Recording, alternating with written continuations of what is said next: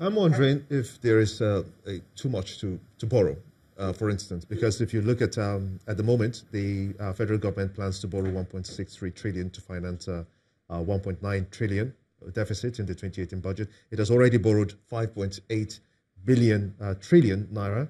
That's in 3 years. Then, for instance, between January and June 2016, borrowing for the domestic market to augment shortfalls in revenue was about 600 billion. That has increased to now. Is there too much to borrow that sets the economy on harm's way, do you think? That's correct. Just to put some numbers in perspective, from December 2015 to early this year, around March 2018, our borrowing have increased by 90%. From about 13 billion US dollars, that is both foreign and local debt, to approximately 23 billion US dollars as we speak. You know, that is scary, 90%. And then if you look at it over the last 3 years, you see that our debt have increased almost 30% every year. And if we continue to move in this trajectory, you know, we will have problems. We'll be threatened. Somebody said the other day, hey, the way we're going is Nigeria the next Greece? God forbid. You know, so what are the options? Borrowing and the way we're borrowing is not the only option.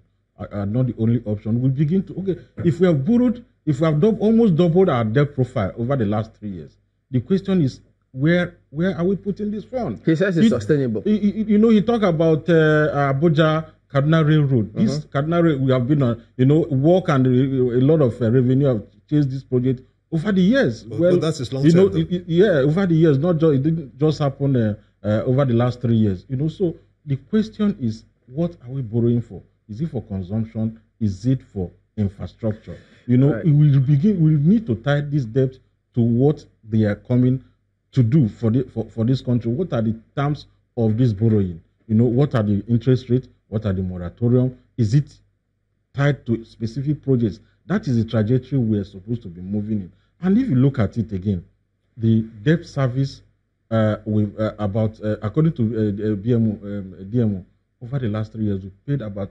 4.5 trillion on debt services in just 3 years. Okay, the last year's budget, that's this year's budget, according to the minister, I said approximately 2 trillion naira in deficit.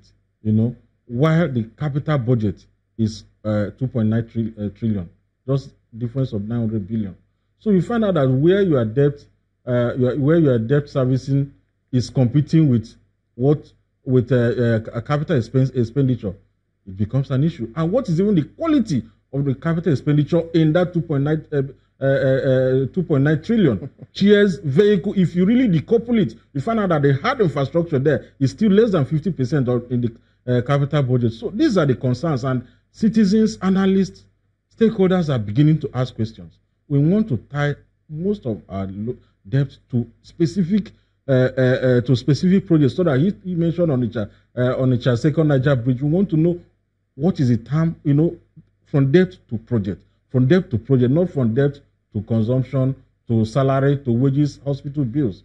We need to move away from this trajectory because it doesn't spell well for our fiscal sustainability in the medium and long term. What's the role of the private sector in all this? Because borrowing is becoming even more riskier every day.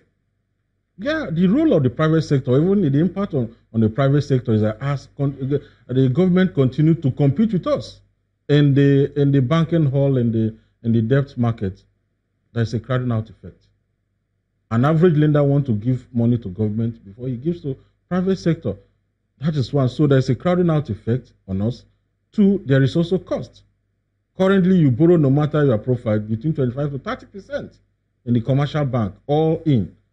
Somebody say, okay, why not go to microfinance? Microfinance bank, if you are fortunate, you get a 60%, 5% every month.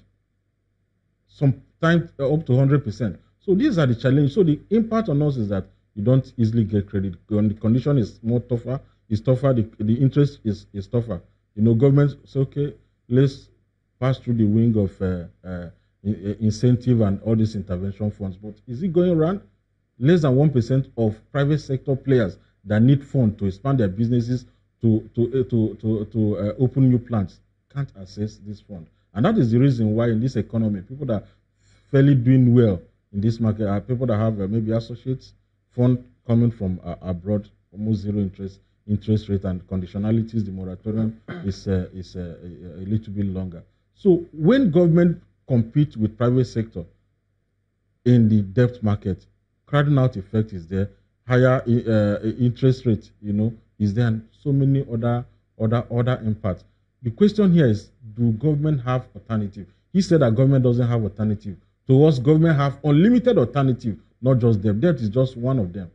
What do we need to do? Will FDIs be one of those alternatives? Exactly. And do they have enough coming in to sustain a growth? Because this why will you have enough? The IMF is already predicting the GDP rate growth rate in 2019 at 2.3% for Nigeria. And your population is about 3%. Is that not? Is that growth? That is still not growth. When your population is growing higher than your GDP is growing, is that growth? That is not growth. See, what are the alternatives? One, we've been talking about how to incentivize private investment and private fund to fund infrastructure. Open up. It's reform. Simple reform. And some of this reform, you don't even need to make law to back them. Simple reform. Private capital will naturally flow. We have a lot of idle assets that we also need to do something about. Somebody was discussing the other day, said, do we really need barracks in the middle of Lagos, prison in Ikoyi? These are assets that we can do something about. All right, Mr. Kugu, in addition to your response, which I believe you will, while you also answer the question, that are you satisfied with our attempt to diversify the economy such that we could have at least other sources of revenue coming into the country? Yeah, I mean, like I always say, it's a work in progress. You continue to look at all the sectors, see how you can dissect them, and see how you can make more money. And I also don't like the fact that, we give this blanket, get this blanket statement saying that all we need to do is just to reform. Somebody should tell me what is that reform that is not ongoing so that government should actually do it and then get results. Now, the PEBEC, that's the Ease of Doing Business group, they are working to see how we can go up, and we've gone up, about more than 20 steps upward, in the ease of doing business. And then the private sector, I keep hearing things like, the commercial banks are lending at 25%, and then government is competing with them. Now I know that DMO, some months ago said that we are trying to reverse the domestic debt to foreign debt, which was one of the reasons why the Eurobond was actually, why they raised the Eurobond earlier, to see how some of the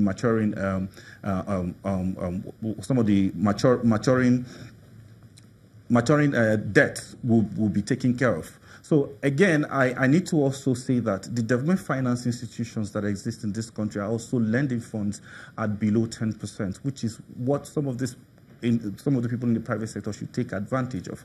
If they do, then you will see that the rates will begin to come down, because in as much as you say government is trying to compete with you with the commercial banks, now you can also go to development finance institutions to see how you can get support from them. The BOI, they have so much funds. The Anchor Borrowers Program is there. There are funds for SMEs with the Exim Bank and all. So I think, because if we have those funds seated and then we're not taking advantage of them, at the end of the day, everybody will still complain. So I think we should take advantage of those. And if we try and then we don't succeed, then we can now complain. Then number two, see, I know there are things that government needs to do to make money. And then some of the people in government were talking to them because I mean, for you to increase taxation in Nigeria, there are a few things you must take advantage of.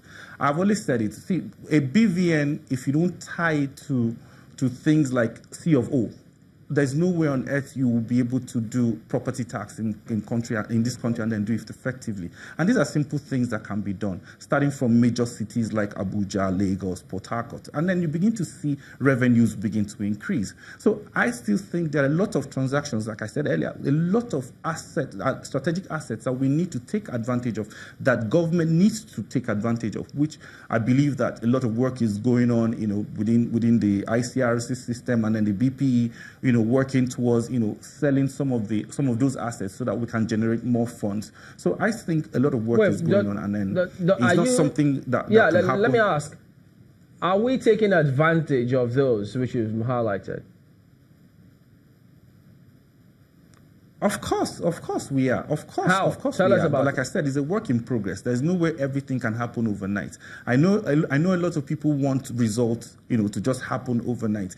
But the truth about the matter is, until we get rid of this miracle mindset as a people, everything will go through planning, everything will go through a process, and then you begin to see results. So if in 1 year you expect to have a transaction consummated, I don't think it's very realistic. Let's look at things practically and see things how they can work, and then the sequence to what the sequence to that process, and then tell us them then. to work. All of those programs, intervention programs that you've highlighted, even if government says, fine, we won't compete with the local industry, let's seek alternative source of funding and leave at least funds locally for entrepreneurs and investors.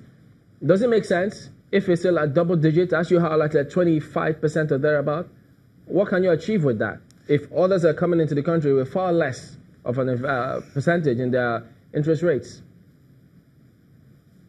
Yeah, that's what I keep saying. See, yes, these are, like, I've said this, in a couple of times. If you look at the commercial banks, they are only liable to their shareholders, and then shareholders won't profit. And then if the prevailing interest rate is going to be at 25%, the government cannot push, the interest rate down. The only thing government can do is to create alternative funding sources, which government can only do through the development finance institutions and some of those interventions. And like I said, most of those interventions are lending funds at less than 10%.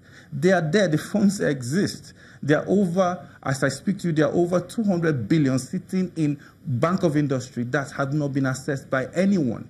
There are also we have new interventions with the Nexim in case you want to export products produced here in Nigeria. So at the Development Bank of Nigeria, which is a new one, they also have funds. So when I hear complaints like this, I actually ask myself, is it that these banks shut their doors when they see business people in Nigeria? No, I have gone there. I'm doing transactions there currently. I know the doors are open. They are even willing to give funds. But all you need to do is there are criteria that you must meet. If you don't meet those criteria, the funds will not be given to you. So it's either the people are not willing to go through the process to get the funding, or everybody's just waiting to just criticize. All right, we'll come back to you in a minute. Having highlighted those funds which you say are sitting there and people should access, we'll compare it with what government is doing about certain funds as well, and that will be in a moment after we get you to respond as well. Join us again.